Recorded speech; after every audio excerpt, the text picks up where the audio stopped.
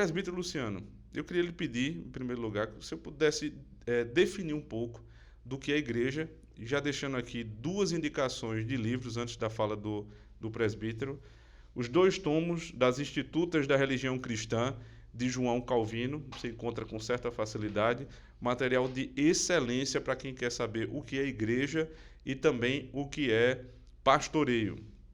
E o livro que, como nós vimos falando antes de começar aqui em off, sobre a Igreja de Cristo, um livro que moldou a Igreja reformada ali no século 17, 16 e 17. Esse livro é fantástico, A Igreja de Cristo, de James Bannerman.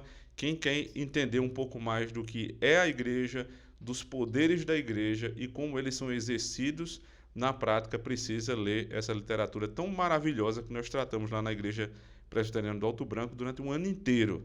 Presbítero, lembrando daquelas aulas, aí há uns 4, 5 anos, e também da experiência que Deus nos deu, qual a definição que nós podemos dar para o que é igreja? Bem, pastor, quando a gente vai falar de igreja, a gente pode partir, inclusive, da definição que a nossa confissão de fé dá, e aí, para uma primeira aproximação dos irmãos que nos ouvem sobre o tema, eu indicaria esse terceiro livro, certo? Que seria a Confissão de Fé de Westminster, para que tenha-se uma noção bem mais resumida, bem mais básica mesmo, a respeito da definição do que é a igreja. E a nossa Confissão de Fé de Westminster, ela vai dizer que a igreja é a comunidade daqueles que professam a verdadeira fé em Cristo. Ou seja, todos aqueles que fazem parte da igreja são exatamente aqueles que professam a verdadeira religião, a cristã bíblica, conforme ela expressa na Escritura, revelada pelo Senhor na Escritura. Então, falando sobre igreja, para definir mesmo, para dizer o que é igreja, é isso. E tudo que a gente vai falar a respeito da igreja após, trata-se das características desta comunidade, né? Porque na Escritura, ela, além de se referir ao povo de Deus, ao povo da aliança como igreja, ele também vai usar esse termo para se referir a algumas características dela. Por exemplo, ele vai dizer, além de que o povo da aliança é a igreja, que é um povo, ele vai usar esse termo para se referir às comunidades locais, às igrejas locais. Ele vai se referir à liderança da igreja. A Escritura vai usar esse termo para se referir à liderança da igreja.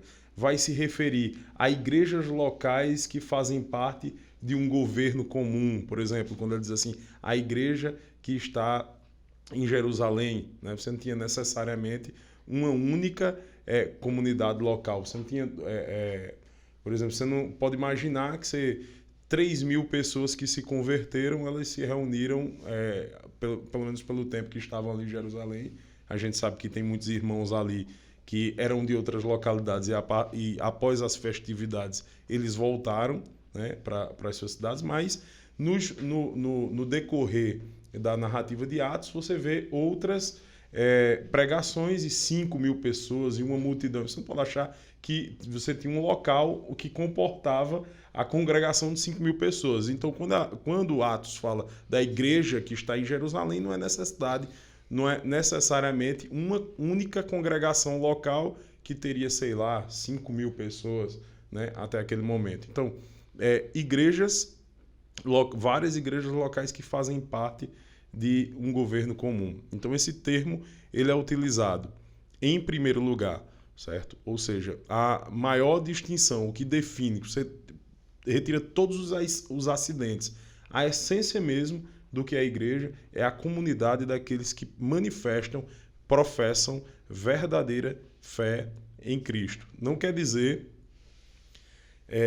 com isso, aí a gente entra em outra distinção de que apenas aqueles que você sabe que têm a profissão verdadeira, veja bem, não é uma profissão é verdadeira no sentido subjetivo, certo? De que ele realmente foi uma pessoa regenerada, realmente ele recebeu a fé salvífica, mas é que o conteúdo da fé que ele professa, certo? Ele está condizente à fé que é revelada na Escritura.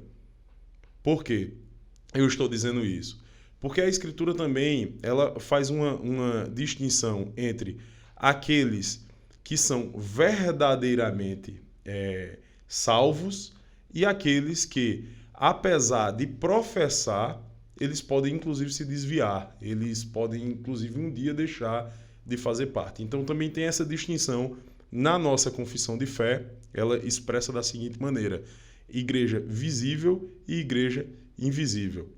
Então, a igreja invisível é a comunidade de todos os que professam objetivamente e subjetivamente, no sentido que eles professam verdadeiramente do coração aquele conteúdo doutrinário, certo? Que é a fé em Cristo, de todas as épocas, de todos os lugares. Certo? É a comunidade daqueles que são salvos ou foram salvos ou serão salvos. E também aqueles, isso em distinção àqueles que professam verbalmente, né? Às vezes até acham que creem verdadeiramente, e isso aí é assunto mais para frente, né? Para a gente, inclusive quando for tocar das questões práticas de como é que a gente lida com essas coisas na igreja, mas aqueles que professam só com a boca, não professam com o coração, não creem com o coração. É que a gente chama que há